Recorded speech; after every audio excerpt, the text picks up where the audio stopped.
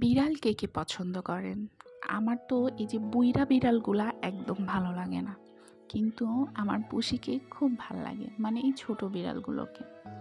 যাই হোক, পুষিকে কিন্তু একদম ছোট দেখেছিলেন। কিন্তু দেখেন এখন মাশাআল্লাহ কত বড় হয়ে গেছে। তো এখন এদের প্রেম ভালোবাসা চলছে। এরা একজনকে চাটাচাটি করবে, একজনের লেজ ধরে টানাটানি কামড়াকামড়ি করবে। এখন এদের এই খেলাই চলতেছে। যাই হোক, এদের খেলা তো বহুত দেখলেন। আসল কথায় আসি। হ্যালো এভরিওয়ান, আসসালামু আলাইকুম।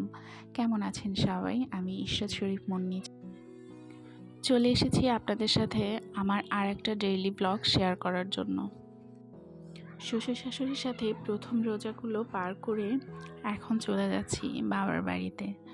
আর বাবা মার সাথে কিছুদিন রোজা কাটানোর পর আবার শ্বশুর বাড়িতে চলে যাব। আচ্ছা, এখন হচ্ছে আমরা পদ্মা সেতু টোল পার করলাম। করে এখন হচ্ছে সেতুর উদ্দেশ্যে রওনা দিব।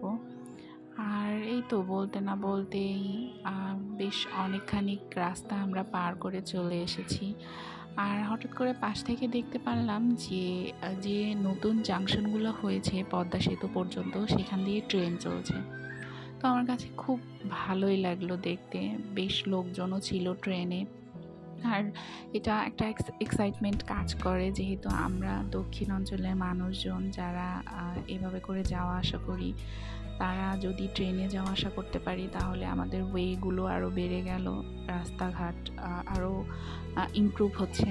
তো যাই হোক, এরপরে বিকেলবেলা এখানে আমরা হচ্ছে বাসায় চলে এসেছি। এরপরে আর ব্যস্ততার কারণে বা বিভিন্ন রকমের কথাবার্তা বা কাজকর্মের কারণে ওভাবে কোনো কিছু শেয়ার করতে পারিনি বা ভিডিও করতে পারিনি। এরপরে হঠাৎ করে বিকেলবেলা মেয়ে খেলতে নেমে গেল। এখানে মেয়ের অনেক ছোট ছোট ফ্রেন্ড আছে যাদের সাথে তার খুব ভালো অ্যাডজাস্টমেন্ট, সে খেলাধুলা করে।